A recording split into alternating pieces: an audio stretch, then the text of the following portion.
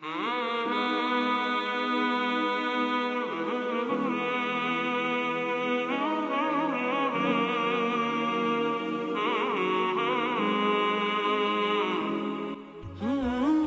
علیکم. یک روز از بازار همین سامانی گذر داشتم، خرید کرده ایستاده بودم. باور کنین یک بیت در همون کاسیت صدا میداد. خوب بدبخت بود است همون حافظ. کدام بدبختی روسیایی بود است چنان یک گپ‌های بی شرمی بی حیانه در داخل همین ثبتش وجود دارد. باز تمام آن کسانی که در اطراف همون حافظ جمع شدگی است، همه اونها با تمام آواز با دستگیری کردیست. باور که نوای ما تلفظ کرده نمیتونم. بی نهایت گپی قبیح. انا همین گونه کاسیته ها در خانه ما و شما صدا میدهد. این صورت های یهودی هایی که هر روز شکار مسلمان میکنند که بالای خانه ما و شما قرار دارند، اینهاش کفایت نکرده بود که باز این صداهای خیلی ناخوبه در خاندان ما و شما صدا میدهند. خانه مسلمان، خانه آدم مسلمان باید که چی داشته باشد؟ خانه آدم مسلمان باید که صورت کعبه داشته باشد. در خانه آدم مسلمان باید که سوره آیت الکرسی باشد. در خانه آدم مسلمان باید که قرآن از بالای جیودان رهبری خانه گذاشته شدگی باشد. نه صورت این اکتیارها و این بازینگرهایی که در کیناها ما و شما میبینیم که اونها در دوام همین 3 ساعتی که کینا میرود یا 2 ساعتی که کینا میرود با چندین زن در همون داخل کینا علیه زنا میکنند. همونها را با ما و شما بالای خانه جا کردیم. باور کنین از این در بدبختی نیست. باور که حیا انسان باید شرم کند که نخواد در خانه مسلمان صورت کافر باید که گذاشتگی باشد. کنی شما یک گذر کنین همین دولت های کفر رفته و تماشا کنین در کدام خانه کافر قرآن است، در کدام خانه کافر صورت کعبه گذاشتگی است، در کدام خانه کافر سوره آیت الکرسی گذاشتگی است. چرا ما تقلید اونها میکنیم؟ چرا آنها تقلید ما نمیکنند؟ چرا ما لباسی اونها را میپوشیم؟ چرا اونها لباسی ما را نمیپوشند؟ اینا را شما خودتان مقایسه کنین. هر کسی که اگر از پروردگار حاجت طلب نمی کند، هر کسی که اگر به سوی پروردگار خود دعا نمی کند، خداوند میگوید با این گونه بنده ها من غضب میکنم. از این خاطر برای ما بیدار کردن غضب پروردگار حاجت نیست و باید پناه طلب کنیم که غضب الهی به سوی ما و شما کشاده نشود، بلکه دائم ما و شما در رحمت او غوطیده باشیم. از این خاطر یک دعایی که به صحابه پیغمبر خدا، یکی اصحاب او، یکی با همنشین خود تعلیم داده بود، میخواهم از این تعلیمات پیغمبر خدا دعای خود شروع کنیم. یکی از صحابه های پیغمبر به نام ابن حمید بود. حضرت نزد حبیب خدا آمدن، گفتن یا رسول الله، ای حبیب خدا، ای رحمت از برای عالمیان، ای کسی که در روز قیامت بجز تو دیگر جلوه ندارد، علمنی دعاء، یک دعای برای من تعلیم بده تا که این دعای تو را من برای خود وظیفه قرار دهم و دائما چه در معرکه توی باشم، چه در معرکه خیر احسان باشم، چه در تنهایی باشم، چه در هر حالتی که باشم، این دعایی که بر من تعلیم دهی همین دعا را من انجام دهم. قل اللهم انی اعوذ بک من شر سمعی و من شر بصری و من شر لسانی و من شر قلبی و من شر منی. پیغمبر خدا تعلیمش دادن که ای ابن حمید دعا گفت برای تو این است که به سوی پروردگارت پناه طلب کن از بدی گوش، از بدی چشم، از بدی زبان، از بدی دل، از بدی منی. انشاءالله من این دعا را پیش از آغاز صحبت مفصلتر برای شما بیان میکنم. الحال دعا میکنیم که خدای مهربان ما را از بدی گوش، از بدی چشم، از بدی زبان، از بدی دل، از بدی منی نگه بدار. و خدای مهربان تمام اعضاهای ما را اطاعت کننده به سوی ذات خودت بگردان. نگذار که این اعضاها ما را براهای برد که فردا در نزد تو خجالت و در نزد تو شرمنده باشه. و خدای مهربان هر یک عبادت هایی که انجام میدهیم عبادت ها ما به درگاهت مقبول بگردان. و خدای مهربان سفر همه ما را از این دنیای فانی و دنیای باقی با نور ایمان موفق بگردان.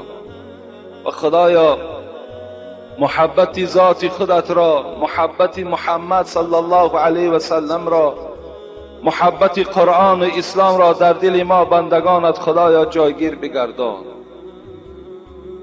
و خدایا هر قدم هایی که برای ادای این نماز جمعه زدیم گذاشتیم، خدایا در هر قدم های ما حسنات کتابت گو و گناه های ما را خدایا مغفرت بگردان. و خدای مهربان این جمهوری ما را آباد بگردان، صلح و وحدت و یکدیگر فهمی را در این جمهوری ما شعار بگردان.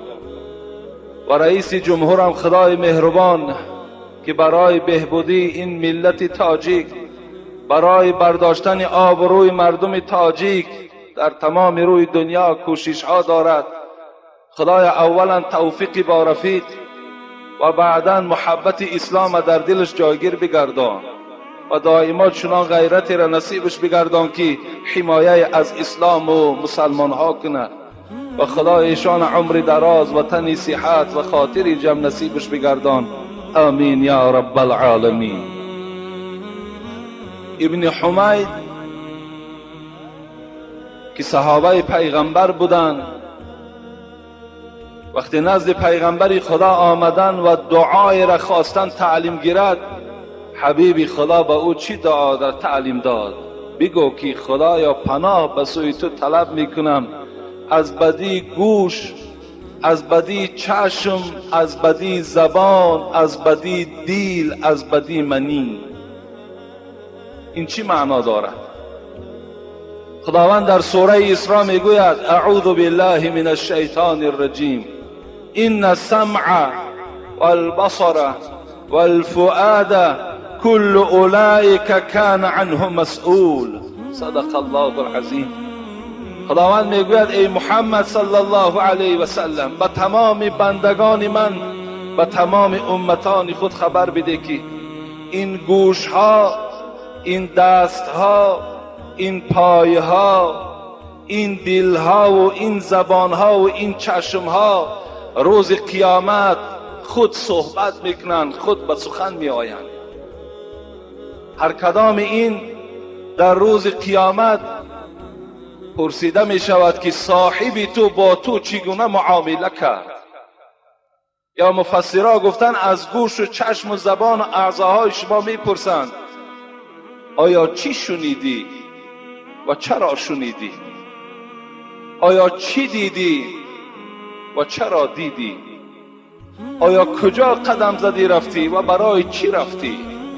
هر یک اعضا روز قیامت اگر شما برای باوری کامل حاصل کردن، اگر در آیت 65 سوره یاسین هم نظر کنید، خدا چی میگوید؟ استعیذ بالله الیوم نختم علی افواههم و تکلمون ایدیهم و تشهد ارجلهم بما كانوا یکسبون.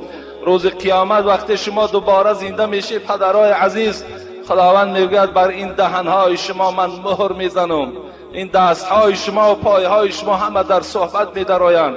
اینها از تجربه و از تاریخ حیاتی تو در نزد من حکایه میکنن، خبر میدهند. این است که خدا رحمت و مغفرت کند حضرت داوود علیه السلام را که حضرت در مناجاتش چی گفت؟ گفت پروردگارا اگر این پایهای من به غیر آن راههایی که رضاگی تو در اون نباشد و مبادای قدم زد، اگر این پایهای من در معرکه های رفت که در اون غضب تو باشد، اگر این پایهای من در دکان درآمد که در اون دکان حرام کرده های تو فروخته می شود، فکسر رجلیه، خدایا دعا میکنم که پایهای مرا بشکن. اون حضرت ها این گونه دعا میکردن زیرا میدانستند این پایها در روز قیامت در صحبت میدرویند. اینها اخبارات میدهند از حیاتی که ما و شما گذرانیدیم. حضرت مولوی جنونی را خدا رحمت کند و حضرت میگوید ز غیر ذکر ایزید گوش کربه. حضرت مولوی آیا بی سواد بودند؟ حضرت مولوی را خدا رحمت و مغفرت کند از روی نظم هایی که ما میخوانیم او را اگر ما مفسر و محدث هم که گوییم غلط نمیکنیم، زیرا هر یک نظم هایی که دارد همش از شیره های قرآن و از شیره های احادیث های پیغمبر جمع شدند.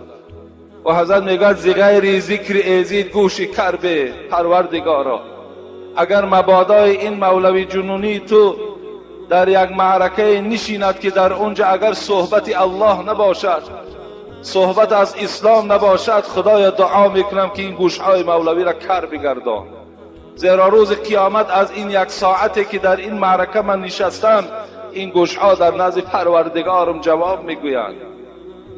ز غیر ذکر ایزید گوش کربه، ز گوش هرزگویان گوش خربه. خدایا و آن گوش هایی که در معرکه های می نشینند که در اونجا صدای امر معروف نیست، صدای نهی منکر نیست، در اونجا فقط و فقط گپ های بیهوده انجام یابد، خدایا این گونه هرزگویان از این گوش آدمی دیده گوش خر بدادی بهتر است، زیرا گوش خر در روز قیامت اخبارات نمی دهد، لیکن گوش انسان اخبارات می دهد. دلی به عشق او بادا کفیده. حضرت دعاشا گوش کنید. دلی به عشق او بادا کفیده، زبان به ذکر او بادا کشیده. خدایا دلی که در او ترس تو نباشد، خدایا دلی که در او محبت تو نباشد، خدایا دلی که در او محبت محمد صلی الله علیه و سلم نباشد، خدایا دلی که در او قرآن و محبت قرآن و اسلام و مسجد و مسلمین نباشد، خدایا اون دل کفانه بگردان، اون دل پاره پاره بگردان، زیرا او دل در نزد الله هیچ قدری ندارد. خدا رحمت کند حضرت امیر جان که در این کولاب ما و شما خوابیده‌اند. حضرت در مصرع‌های شعریش چی میگفت؟ ندیده بود که جستجویش نکند. حضرت گفتند من این چشمهای بینایی که در چکه بگیم در سری هر کدام شما چسبیدگی از این من چشم نمیخوانم، زمانی که اگر این دیده ها جستجوی راه الله را نداشته باشد. ندیده بود که جستجویش نکند، نه کام و زبان که گفتگویش نکند. اون زبانی که اگر گفتگوی ذاتی تو را نداشته باشد، اون زبان من زبانم نمیخوانم. هر دل که در اون مهر الهی نبود، گر پیشی سگ افکنند بویش نکنند. حضرت گفتن اگر در دلی که ترسی تو نباشد، در دلی که اگر محبت اسلام نباشد، اون حضرت گفتن در پیش سگ پرتا سگ اون دل نظر نمیکنند. این از دعای پیغمبر خدا که پناه طلب کنید به سوی پروردگارتان از بدی چشم، از بدی دل، از بدی زبان، از بدی منی. مقصد از منی زنا هست که به سوی پروردگارتان پناه طلب کنید که در زنا شما مبتلا نشوید. این دعا را باید هر کدام ما و شما برای خود وظیفه گذاریم و دائم دعا کنیم که کاش که این گوشهای ما و شما فقط و فقط شنیدن کلام الله را داشته باشد این زبان ما و شما تا که خواننده قرآن باشد امروز عیب است. عیب که شما الکی بوایه رسیدین، از نعمت پروردگار میخرین، قرآن پروردگار خوانده نمیتونین. عیب است برای شما.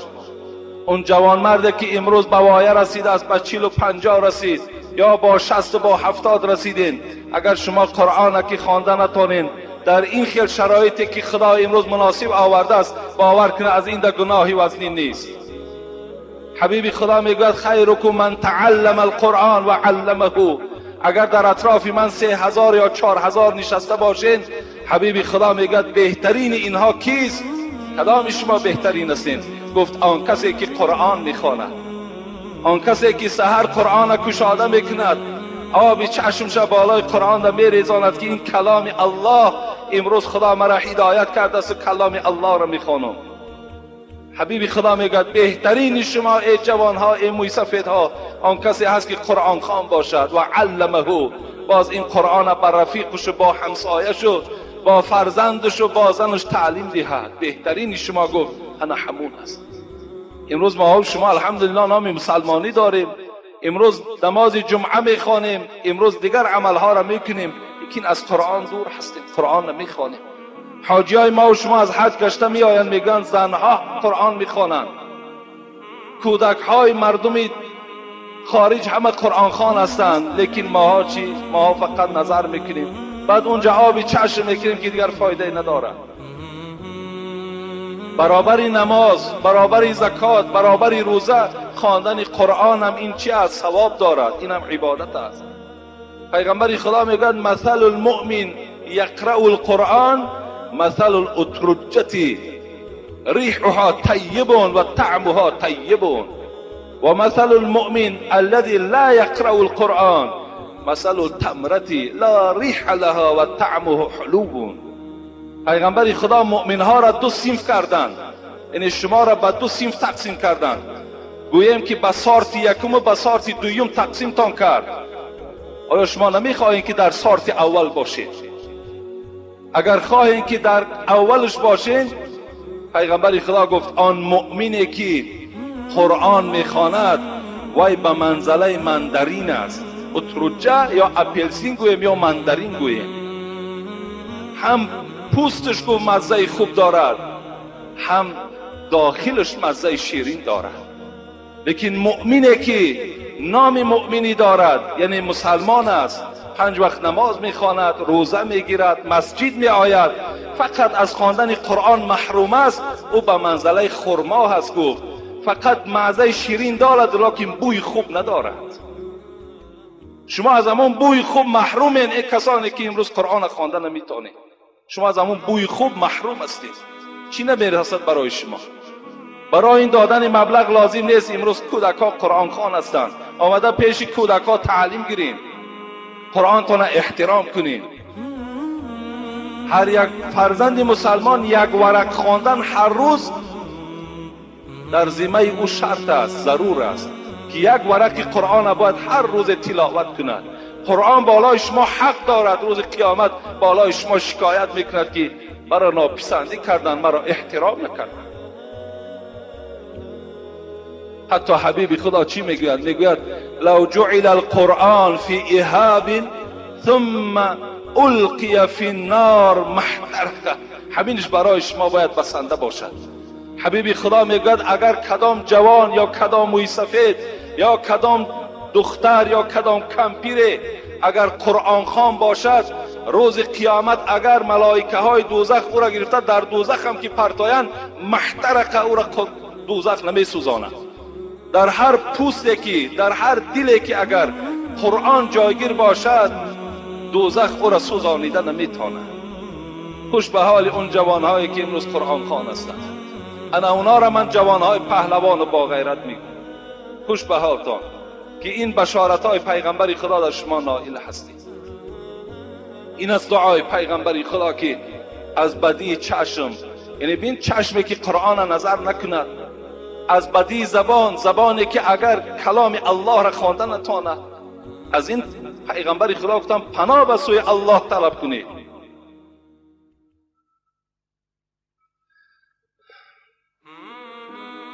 موعظه‌ای که امروز برای شما آماده کردیم، چگونه که رسانیدم دوامی جمعه پیشین موضوع کبر هست. کبر این خود یک بیماری خیلی وزنینی هست که وقتی انسان در کبر یا در حسد گرفتار می شود، عاقبت صاحبش هلاک می کند. یعنی این چنان بیماری هست که تبابت شونده هست. یعنی تبابت می شود وقتی انسان اگر از این کبر، از حسد چیکار کند؟ توبه به سوی الله کند، دیگر به عملهایی که کبرانه هستند اگر چنگ نزند، انشاءالله وی از این بیماری شفا می یابد. و الا اگر همین کبر خدا، سرکشی خدا، گردن فرازی خدا دوام دادن گیرد، عاقبت البته کبر او را هلاکش میکنه. حضرت سعدی را خدا رحمت و مغفرت کند می‌فرماید ز خاک آفریدت خداوند پاک، ز خاک آفریدت خداوند پاک، پس ای بنده افتادگی کن چو خاک. حضرت سعدی را خدا رحمت و مغفرت کند میگوید ای مردم یقین دانید که پیدایش شما از خاک است. شما را خدا از خاک آفرید. چگونه که حبیب خدا میگوید کلکم بنو آدم و آدم خلق من تراب، همه شما ای مردم فرزند حضرت آدم هستید و حضرت آدم پروردگار از خاک آفرید. در آیات قرآن خداوند میگوید منها خلقناکم و فیها نوعدکم و منها نخرجکم تارة اخرى. از همین خاک شما را آفریدیم، از همین خاک شما را پیدا کردیم. باز یقین دارید که بازگشتان به سوی خاک است، یعنی به سوی قبر است. و باز یقین دارید که دوم باره شما زنده میشوید در روز قیامت. یعنی این آیت قرآن و این حدیث پیغمبری خدا برای تمام مردم مسلمان دلیل می شود که انسان از خاک آفریده شده است. اگرچنده که یک زمان بالای ما و شما بود که ما و شما را چنان تعلیم نادرست می دادند که انسان از میمون تولد شده است، لیکن مادامی که عقیده نادرست بود، مادامی که عقیده باطل که بود، خداوند چی گفت؟ جاء الحق و زهق الباطل ان الباطل کان زهوقا.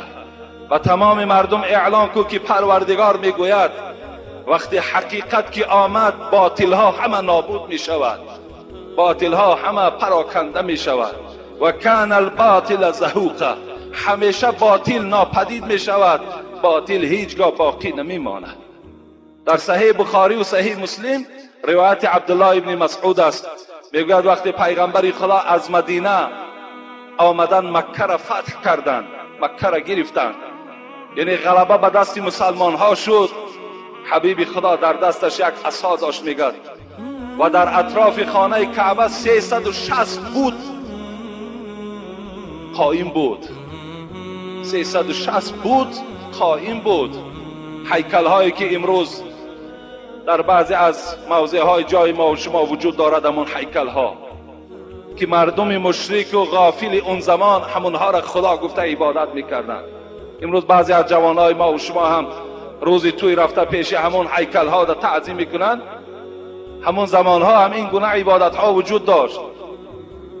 حبیب خدا میگه یک هر کدام همون بت ها را با تیاقش میزد و همین آیت هم میخوان جاء الحق و زهق الباطل ان الباطل کان زهوقا.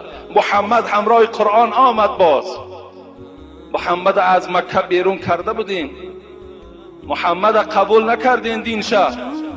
امروز غلبه و نصرت نصیب مسلمان ها شد. امروز باز قرآن در روی دنیا حکمران می شود. ای بت ها شما باطل بودین، الحال شکسته می شوید. حق آمد. وقتی که حقی آمد هر یک چیزی که باطل است نابود می شود. این عقیده ای که انسان از میمون بود، از این در باطل ترین سخن وجود نداشت، زیرا که این ضد آیت قرآن و ضد احادیث های پیغمبری خداست. اینم با نابود شد، پدید شد، ناپدید شد. حضرت سعدی همین هم میگوید ای انسان ها، شما را خدا از خاک آفرید، پس افتادگی کن چو خاک، مثل خاک افتاده باش، مثل خاک نرم باش، مثل خاک آرام باش. زی خاک آفریدت خداوند پاک، پس ای بنده افتادگی کن چو خاک. حریص و جهانسوز و سرکش مباش، زی خاک آفریدت چو آتش مباش.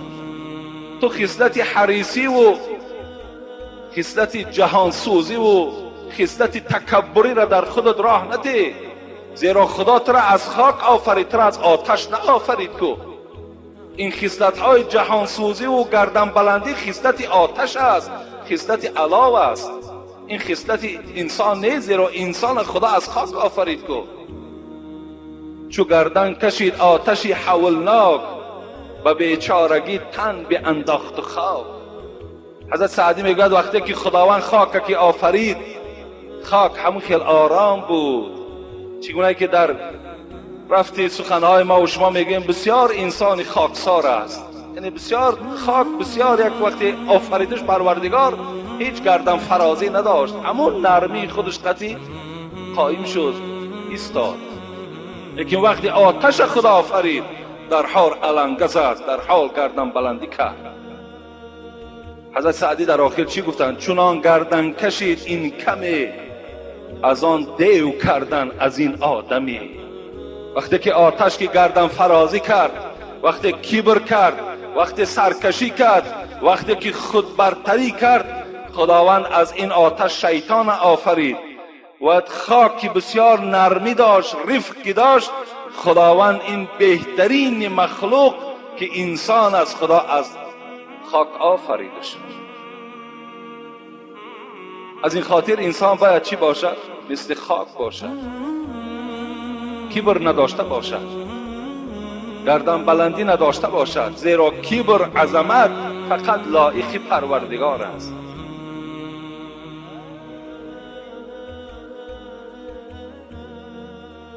ما و شما جمعه پیشین تحلیل آیت سوره لقمان بود.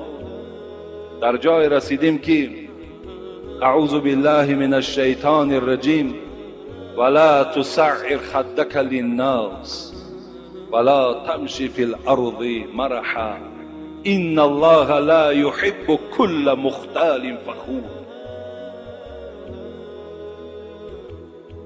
مفسران میگویند که حضرت لقمان فرزند چی گفت؟ فرزند من، هیچگاه وقتی که مردم به پیش تو با یک نیاز می آیند، برای یک حاجت براری می آیند، بالای آنها روی خودت ترش نکن و بالای این مردمی بیچاره قواق نانداز.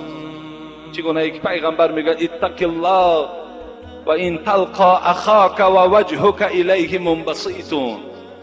ای امتان من، وقتی یک امتی من، وقتی یک مردم مسلمان، یک مرد مسلمان نزد شما می آید برای معامله کردن، برای با شما صحبت کردن یا از شما چیزی را درخواست کردن، با آنها با تبسم باشید، قواق نه اندازید، گردن فرازی نکنید. اتقوا النار ولو بشق تمرة فإن لم تجدوا فبكلمة طیبة.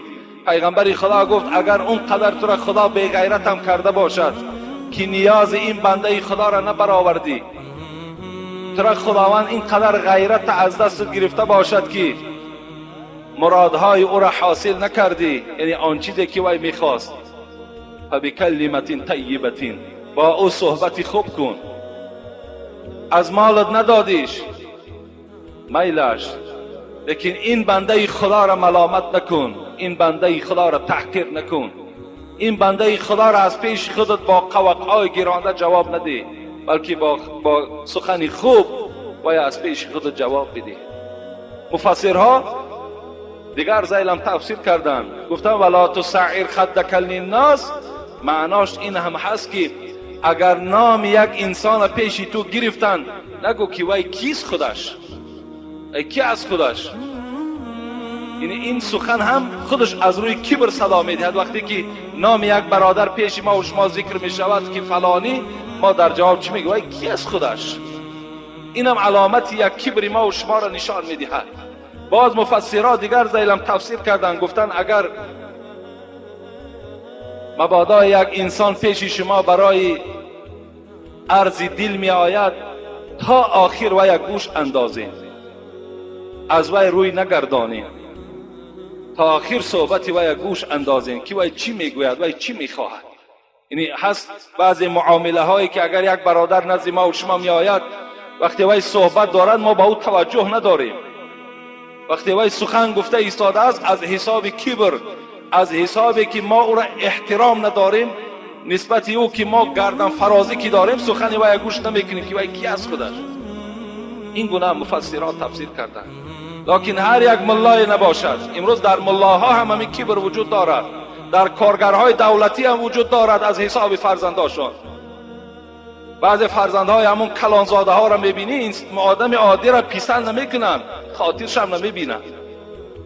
برای چی؟ برای پدر من فلانی است، پدر من پولدار است، مالدار است. اون مال و ملکت باور کن به خدا قسم از سر پدرتم، از سر خودم سبیل میماند. لکن در نزد خدا جواب میگوی برای این کبر، زیرا خداوند تکبر دوست نمیدارد.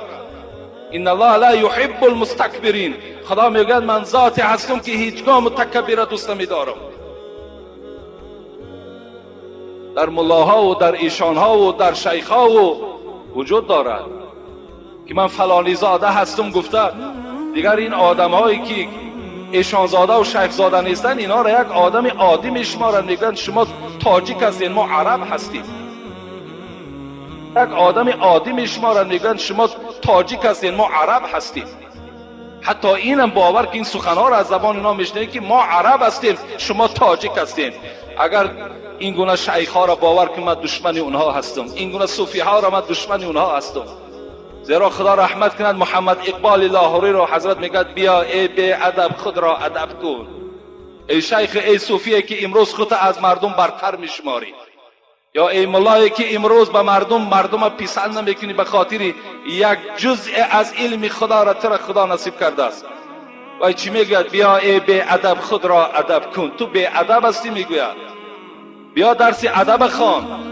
مسلمان زاده ترکی نسب کن. اگر تو مسلمان زاده باشی این نسب تا ترک کن. من بچه فلانی هستم و من علم فلانی هستم، من شیخ زاده و ایشان زاده هستم. اینا علامت کبر هستند. مسلمان زاده ترکی نسب کن. بلون احمر و خون و رگ و پوست عرب نازد اگر ترکی عرب کن. حضرت گفتن اگر همین عرب ها گویند که ما قوم عرب هستیم، قوم قریش هستیم، از اولادای پیغمبر هستیم، با این نسبشون اگر افتخار کنند، ترکشون کنند که اونا جاهل هستند. زیرا اسود از توحید احمر می شود، خیش فاروق و ابوذر می شود. حضرت محمد اقبال لاهوری گفتن اسود از توحید احمر می شود. اگر سیاه پوست هم خدا ترس باشد، اگر آدم عادی هم از خدا می ترسیدگی باشد، وای به سوی پروردگارش قدر قیمت پیدا میکند. از روی عبادتش خیش فاروق و ابوذر می شود، وای خیش حضرت عمر می شود، خیش حضرت ابوذر غفاری می شود. امروز این کبر در اینها، در این دو صنف، هم صنف گویم کارگرها و هم صنف ملاها در وجود دارد. انا حضرت همچنان هم تحلیل کردن که وقتی یک انسان پیش شما آمد و صحبت کرد، اونا تا آخر گوش اندازین که وای چی میگوید. زیرا تو نمیدانی که همون انسانی را که تو پسند نداری، خاطرش نمیبینی، انسانش نمیشماری، نمیدانی که خاتمه وای چگونه انجام مییابد، خاتمه تو چگونه انجام مییابد. آیا تو ایمانی به سلامت میبری یا او ایمانی به سلامت میبرد؟ کسی نمیداند. پیغمبر خدا میگه فوالذی لا اله الا غیره، قسم بر آن خدایی که بجز آن پروردگار دیگر خدای نیست. این احدکم لا يعمل بعمل اهل الجنه حتى ما يكون بينه وبينها الا الذراع فيسبق عليه الكتاب فيعمل بعمل اهل النار فيدخلوها. این حدیث صحیح پیغمبر است. و این احدکم لا يعمل بعمل اهل النار حتى ما يكون بينه وبينها الا الذراع فيسبق عليه الكتاب فيعمل بعمل اهل الجنه فيدخلوها. این حدیث باید برای تمامی این دو صنف باید عبرت شود. پیغمبر خدا چی گفتند؟ قسم بر آن پروردگاری که جان محمد در دست اوست. پیغمبر تأکیدا خبر داده ایستاده است. با خدا قسم میگوید که یکی از شما عمل میکند عمل اهل جنت را، یعنی یک انسانی هست که شاهزاده است، شیخ زاده است، دام الله است، یا پدرش پولدار است، 5 وقت نمازخوان است، مسجد می آمدگی هست، عمل اهل جنت را دارد. پیغمبر خدا گفت چنان عملهای اسلامیش زیاد است که بین این انسان و بین جنت فقط 1 ذراع مانده است، یعنی 50 سانتی متر مانده است که وی وارد جنت شود. فیسبق علیه الکتاب. اینجا تقدیر گفت بیدار می شود و این انسان چیکار میکنه؟ همین انسانی که اینقدر به عملهای خودش نازیده بود، این انسان میگوید خداوند با یک عملی دوزخی ها دست میزند و در جنت به او پوشیده میشود و وارد دوزخ میشود. 50 سانتی متر مانده بود که وی وارد جنت شود، 1 ذراع. و حبیب خدا در دوام چی گفتند؟ گفتند قسم بر آن پروردگاری که جان محمد در دست اوست، یک انسانی هست که عملهای دوزخی ها را میکند. این حدیثی صحیح است، این یگان افسانه نیست. عمل دوزخی ها را میکند، بین او و بین دوزخ فقط همون 50 سانتی متر مانده است. این زمان تقدیر کار خودش میکند. این انسان چیکار میکند؟ این انسان عملی اهل جنت در چنگ میزند و وارد جنت میشود. غافل مباش، مرکب مردان مرد را در سنگلاخ وسوسه پیها بریدند. غافل نشوید. هر یک اولیای میگن از دنیا به ایمان رفت که الحال من برای شما میگن نامش میگویم. هر یک اولیا، هر یک دانشمند از دنیا به ایمان رفتند از حساب این کبرهایی که داشتند، از حساب همین سرکشی هایی که داشتند، از حساب همین که از خاتمه کارشان میترسیدند. حضرت مولوی را خدا رحمت کنه میگن مسلمان بودن تو کی به کار است، مسلمان مردن اینجا اعتبار است. اینجا مسلمان مردن اعتبار است. این مسلمانی تو میگه با چی کار می آید؟ مسلمان بودن تو کی به کار است؟ مسلمان مردن اینجا اعتبار است. عزیزانی که از گریه نیاسود، همه اندوه و خوفی خاتمه بود. این دوستای خدا مفسر و محدث و 50,000 و 60,000 مرید داشتند، لیکن از خاتمه شان می ترسیدند. آیا ایمان می برده باشیم یا نمی برده باشیم؟ از این می ترسیدند. با این قدر مفسر و محدث، با این قدر مسجد آباد کردن، با این قدر مریدهایی که داشتند، از خاتمه می ترسیدند. امروز باید این کسانی که پیشواها شدند، این کسانی که امروز تکبری دارند، باید از خاتمه فکر کنند. اون انسانی را که اینها پیسل نمی کنند، اون انسانی را که احترام نمی کنند، چی می دانی که وای در نزد خدا قدر دارد یا قدر تو بلند است؟ غافل مشو، مرکب مردان مرد را در سنگلاخ وسوسه پیها بریدن. ناامید هم مباش که رندان بادنوش با یک خروش هم به منزل رسیده. ناامید نباش. میگد وحشی کی بود؟ وحشی حضرت امیر حمزه را قتل کرد، لیکن دم آخرش ایماندار رفت. مسیلمه کذاب کشت، یکی از کسانی را که دعوای پیغمبری کرد، و یک کشت و یک به ایمان رفت. حضرت عمر اول حیات چه نظر کن، آخری حیات چه نظر کن. اینا باید برای ما درس شود. در حیات القلوب یک قصه یادم آمد، کتاب فارسی ما و شماست، از شیخ برسیسا حکایت میکند که شیخ برسیسا را میگوید خیلی عمر طولانی داشت، با یک روایت میگوید 400 سال عمر داشتند، یعنی امتهای پیشین بود. 60,000 مرید داشت میگوید. بسیار عابد بود، بسیار شیخ کلام بود. حتی میگوید چنان عبادت های داشت که فرشته های الله به سوی الله ذکر او را میکردند که پروردگارا چگونه یک بنده صالح داری. خداوند میگفت آن علمی را که من دارم شما نمیدانید، انا همین برسیسا از دنیا به ایمان میرود. همین برسیسایی که میبینید در عبادت او تعجب دارید، مفتون عبادت او شدید، انا همین برسیسا به ایمان میرود. فرشته ها گفتن پروردگارا آن چیزی را تو میدانی ما نمیدانیم. باره میگوید شیطان خودش را به صورت یک انسان در آورد، شیطانی که دشمن انسان است خودش را به صورت یک انسان در آورد و دروازه شیخ برسیسا را تق تق کردند. حضرت برآمدند دیدن، گفتن خدمتی هست. گو میخواهم که در همون عبادتگاهی که تو داری خدا را عبادت کنم. من تو را بسیار دوست می‌دارم، بسیار احترام میکنم، بسیار آدم مشهور و معروف هستی. شیخ برسیسا گفت مرحمت، گفت اونم محراب خالی است، عبادت کن. 3 روز شیطان در این خانه برسیسا میگوید عبادت کردن. این قصه را من برای چی میارم؟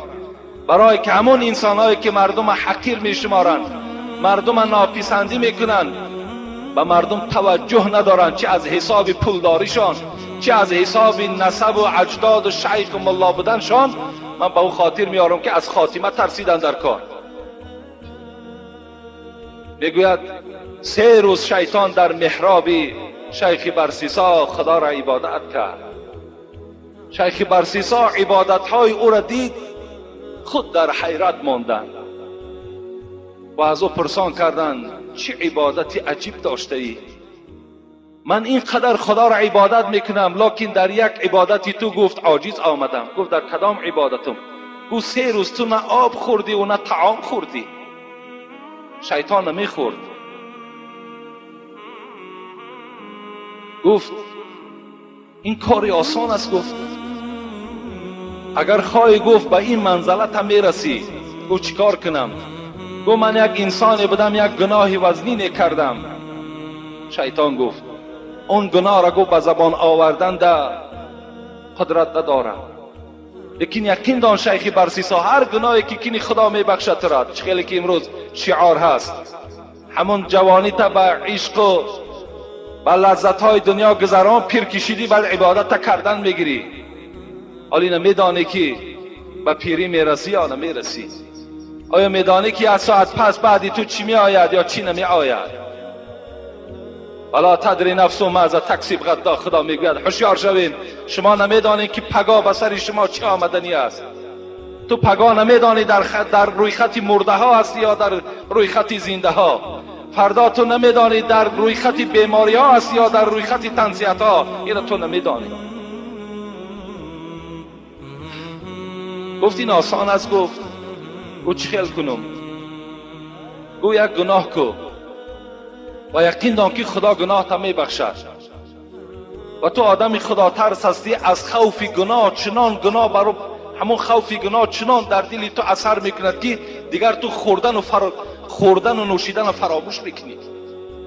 شیخ برسیسا تقدیر الهی گمراه شد در این سخن شیطان و گفت چی گناه کنم؟ گفت از همه گناه های کلان زنا هست، زنا کن. گفت نه، گفت من زنا نمی کنم. گفت زنا کی نکنی؟ گفت یک انسان قتل کن. گفت نه، گفت به این شم گفت دست نمی زنم. گفت خیلی از همه در عادی ترینش گفت همین عرق هست، عرق نوش، خمر خور و بعد این توبه کن و خداوند چنان خوف را در دل تو جا میکند که دیگر نخوردم به یادت میزند و ننوشیدم. گفت از کجا خورم؟ کجا در شراب میفروشند؟ رنگ امروزه جامعه ما و شما در هر دکان عرق نبود. در هر یک قدی کوچه یک بشکه پیوه نویساندگی سویجی پیوه او از سر سبیل بمانه و سویجی. حالی میفهمی بعد سویجیش چی است؟ وای به حال هم مسلمان هایی که اینا میفروشند، وای به حالتان. پیغمبر خدا چی گفتن؟ شما زردابی از فرجهای زن دوزخی را می نوشید در روز قیامت، بعد میبینی که کلامش سویجی هست. در هر قدی کوچه و در هر دکان این گونه عرق فروشی نبود. امروز من حیرت نمیمانم، باور کنین مسلمان عرق فروش است. مسلمانی در معرکاش عرق میدهد، مسلمانی عرق خورای، مسلمان دزدای، مسلمان خیانتکارای، مسلمان دروغگو، از این چی گونه مسلمانی باشد؟ آخر شما یک بار از همون بود پرستای خیتای عبرت گیرید، همونها را ببینین، همون بود پرستیشان در چند قدر صادقند. یک بود در پیشان همون لباسهای زرچون پوشیدگی و سرها تراشیدگی از سر تا بیگاه در بیخ همون بود نشستگی هم را عبادت میکنند.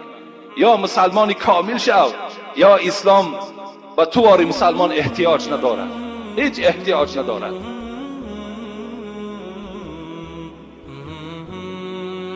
گفت از کجا نوشون؟ شیخ برسیسا گفتند، گفت به فلان قریه می روی، در فلان مکان گفت خمر وجود دارد. شیخ آمدن همون خانه در آمدن و عرق نوشیدن که مست شدن. وقتی کوچه بر آمدن نگاه کردن که یک زنی خیلی صاحب جمال دیدن، تیز از پی وی رفتن. این پیغمبر خدا بیهوده نگفتن که عرق مادر همه گناه هاست، همین عرق نوش دیگر در همه گناه ها آسان است در آمدن.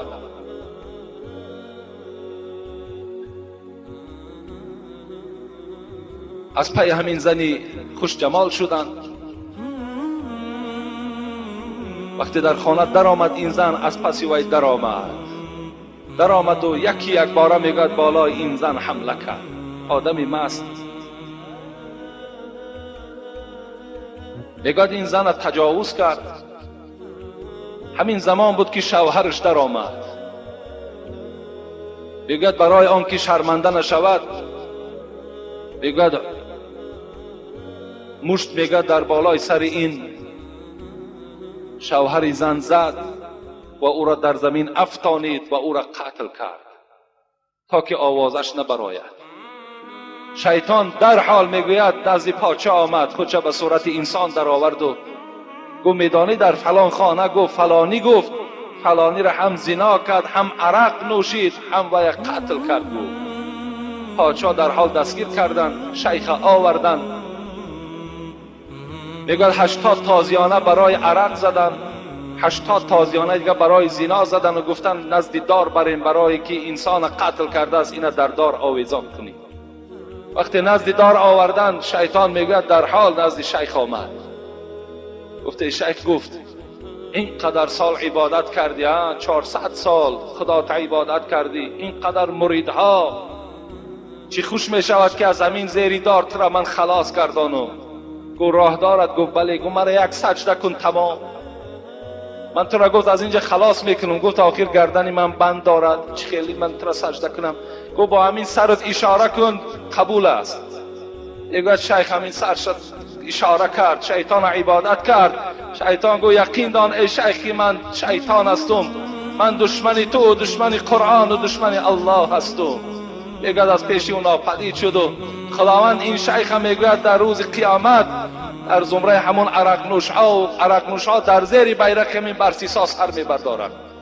این از خاتمه یکی از دوستان خدا. باید انسان خاتمه را فقط انما الاعمال بخواتمها، حبیب خدا میگوید این از جز از این نیست که فقط خاتمه اعتبار است، نظر که خاتمه شما چگونه انجام مییابد. با این باید ما و شما ننازیم، باید که بهترین اخلاق ما و شما داشته باشیم، فعلهای پیغمبر را داشته باشیم. پیغمبر خدا را حدیثش روایت می شود که بال اعرابی فی المسجد، نرمی پیغمبر را تماشا کنین. از این نرمی پیغمبر باید ما و شما درس گیریم. جوانای عزیز، باید مثل پیغمبر ما و شما اینقدر حسن خلق، اینقدر گفتار و رفتار خوب داشته باشید. نگاه کنین چی معامله میکنند. همراه صحابه ها نشسته بود، ممکن مثل معرکه ما و شما بود. حبیب خدا بالای منبر بود و صحابه های او در اطرافش نشسته بودند. این زمان میگه یک اعرابی، یک کوهستانی درون مسجد در آمد. بالا به معنای پیشاب کرد، در آمد در داخل مسجد، در یک اطراف مسجد. میگه همین اعرابی پیشاب کردن گرفت. فقام الناس الی، لیقع فی. پیغمبر خدا را حدیث روایت میکنن که صحابه ها غضبناک شدند، از جا خیستند، خواستند که این اعرابی را چیکار کنند؟ این اعرابی را اذیت دهند، عذاب دهند، لط کنند. پیش از این قصه را دوام دادن، در دوام صحبت یک چیزی دیگر یادم آمد. بسیاری از برادران ما و شما امروز وجود دارد که در راه ها ما و شما بینی می افشانیم، آب دهان می پرتاییم، پیشاب می کنیم، حتی تا نجاست هم در راه ها، در راهی که مردم راه گذر است، از مسلمان های ما و شما رخ می دهد. این عمل خیلی عملی زشت است، این عمل خیلی عملی نادرست است، طبیعت یک برادر تخیره کردن. پیغمبر خدا میگوید عرضت علی اعمال امتی حسنها و سیئها. من شب معراج در نزدم دو کتاب گذاشتند، یک کتاب نیکی ها و یک کتاب بدی ها، یک کتاب ثواب ها و یک کتاب گناه ها. فوجدت فی محاسن اعمالها الاذى یماط عن الطریق ووجدت في مساوئ اعمالها النخاعة تكون في المسجد لا تدفن. رواه مسلم. پیغمبر خدا گفت وقتی من کتاب گناه ها را که گشادم، کدام گناه از همه گناهی وزنین است، یافتم کسی که در مسجد آب دهانش یعنی توف میکند و لیکن همون توفی کردگیش نمیپوشاند. یعنی اگر ما و شما در داخل مسجد از دهانمان آب رود یا اینکه از بینیمان آب رود، ما و شما میتونیم به همون دستمال ها و روی مالچه هایی که داریم اون گیریم. اگر در بالای همون جای نماز پرتاییم که یک برادری ما و شما از خود طبیعت خیره شود، یا با اون جوربه هایی که الحال در پای بعضی از شما وجود دارد که وقتی میگذاری و در جای پای تو دیگر سجده کردن هم میشود، اینا گفتن گناهی وزنین ترین انا همین در کتاب گناه ها یافتم. لیکن در کتاب ثواب چی را یافتم؟ ووجدت فی محاسن اعمالها الاذى یماط عن الطریق. بهترین ثواب نه نماز ذکر کرد پیغمبر، نه زکات ذکر کرد، نه حج ذکر کرد، بلکه گفت که بهترین ثواب گفت در این یافتم که از قد راه انسان یک چیزی را که برای طبیعت برادر مؤمن خیره میکند، برای یک برادر مؤمنش آزار میدهد، از قد راه و بیره کردن.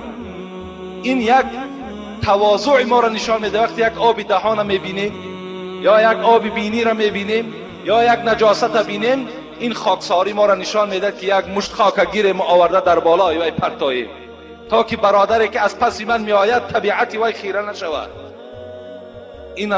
اینم تواضع است. این نشانه این است که تو کبر نداری، حتی با پا توانی همون آب دهان از آب بینی از با پایت همون را شکیده نابود کن که تا که یک برادر دیگر نبیند و طبیعتی وی خیره نشود. و یک کنندش که گناهکار است، لیکن کسی وی پاکیزه میکند، نابود میکند، وی در بهترین ثواب پیغمبر خدا وی شامل است. شیخ منصور مولوی جونی را خدا رحمت کند، یک حکایه میکند، شاید به همین حکایه موضوع امروز ما انجام دهیم،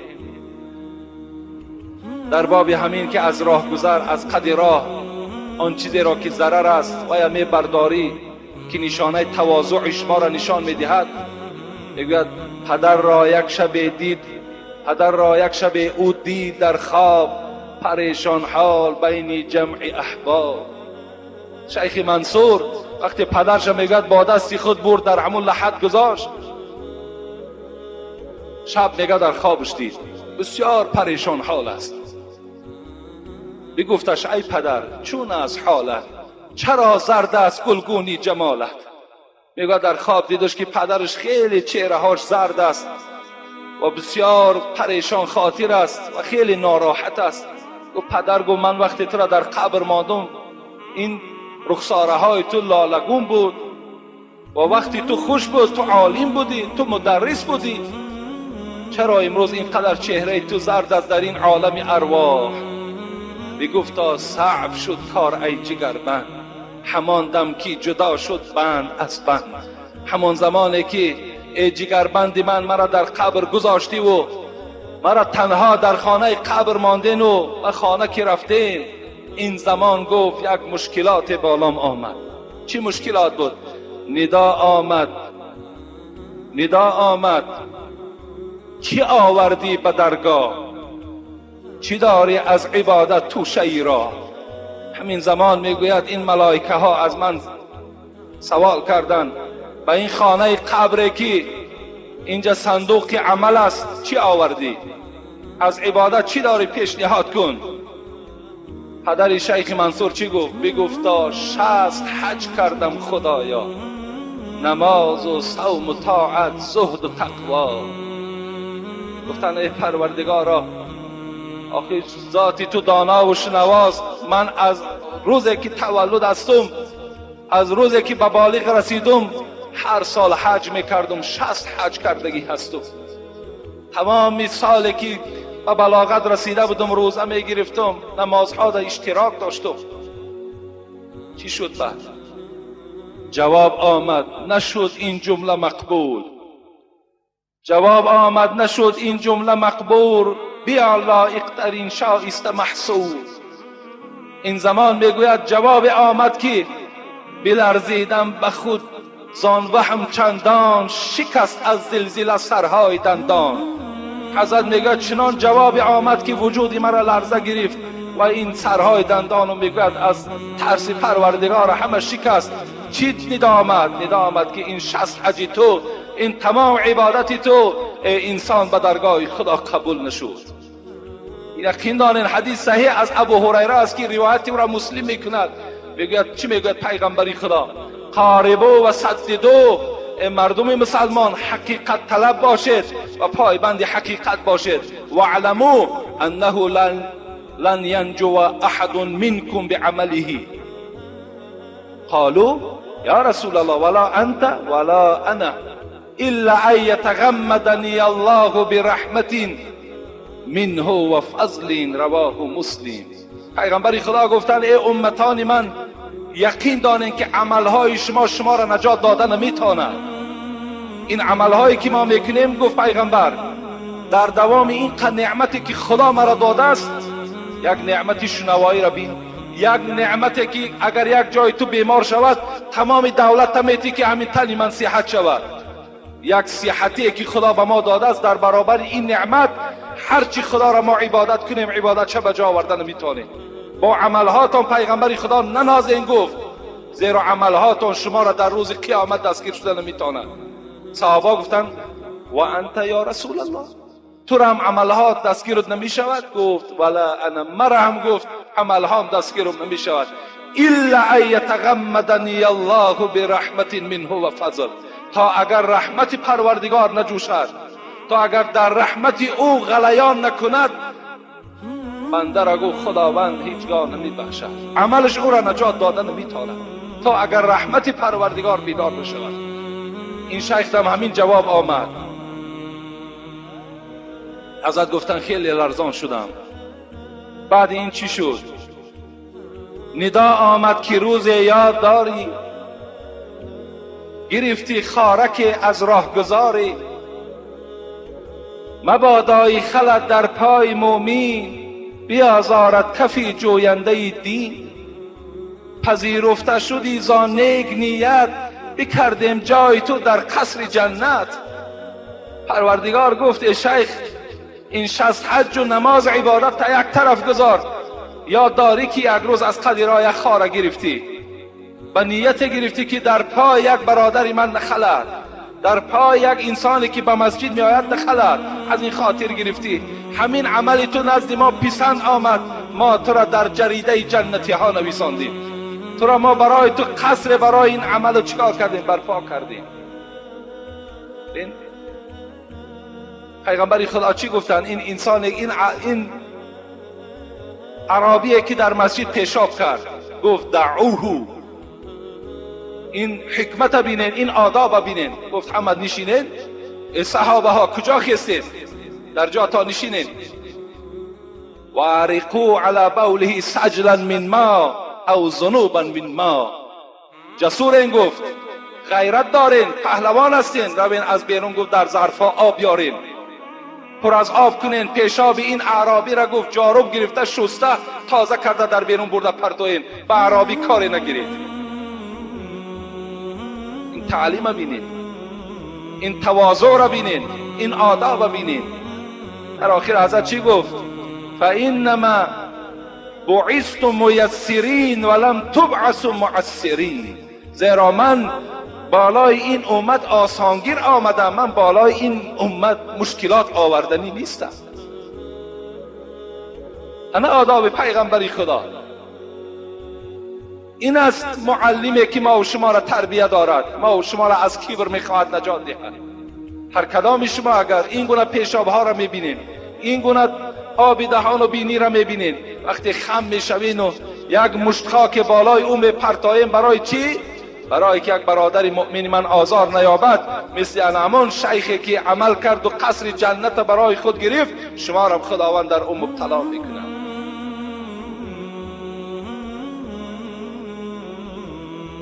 انشاءالله من این موعظه را انجام دادن نتوانستم. خدا خواسته باشد باز جمعه دیگر من گفتم شاید در این جمعه تمام میکنم که تمام نشد. انشاءالله جمعه آینده هم یک ساعتی دیگر در اطراف این صحبت میکنیم و بعدا خدا خواسته باشد با سوال و جواب هایی که خیلی زیادن باز با اونها انشاءالله ما و شما روبرو میشویم. اینجا یک چند برادرها مرا بسیار تعجیلا سوال دادن که جواب گوییم، زیرا برادرها شهر روسیه می رفتند. السلام علیکم حاجی محترم، اولا خداوند عمر شما را دراز و پر برکات کند. من بررسی هفته پیش آمد سفر دارم، از شما خواهش و التجا دارم که در حق ما دعا کنید، بعدا با سوالهای من جواب پر را دهید. پدر من آدمی دست با خیر و خیلی هم خاکسار بودند. در آخر عمر بیماری بسیار دراز مدت کشیدند. در جنازه از ملا امام شنیدیم که روز بیماری 40 روز گناه را پروردگار عفو میکند. یعنی 40 روزه بیماری هایی که باشد گناه های بنده را عفو میکند. شما در این خصوص چی میگویید؟ دوم، درباره گوشت خوک از ما نمیخوریم. همکارانمون از ما سوال میکنن چرا حرام است؟ شما چی میگویید با این سوال؟ با احترام یکی از برادران اهل اسلام، یعنی یکم بیماری ها البته این مغفرت گناه مسلمان می شود. اگر کدام ما و شما چند روزه که بیماری میکشیم تصور کنین که خداوند در هر ساعت بیماریمان گناه های ما و شما را مغفرت میکند. این حق است. حتی اگر شما دائم مسجد می آمدگی باشید یا اگر شما در ماه رمضان هم که بیمار شوین، خداوند شما را روزدار می نویسد، زیرا شما سالی که صحت و سلامت بدید روزه گرفته بدید. امسال این بیماری سبب شد و تو روزه نگرفتی، یا بیماری سبب شد و تو مسجد آمده نتوانستی. از این خاطر تو را خداوند در زمره مسجد می آمدگی ها می نویسد، در زمره روزدارها می نویسد. اگر سال حج باشد تو را حاجی می نویسد. به خاطر چی؟ به خاطر که این بنده من بیمار است. این حق است. و دوم، گوشت خوک این حرام است. همه مسلمان ها این معلوم است. یعنی چرا حرام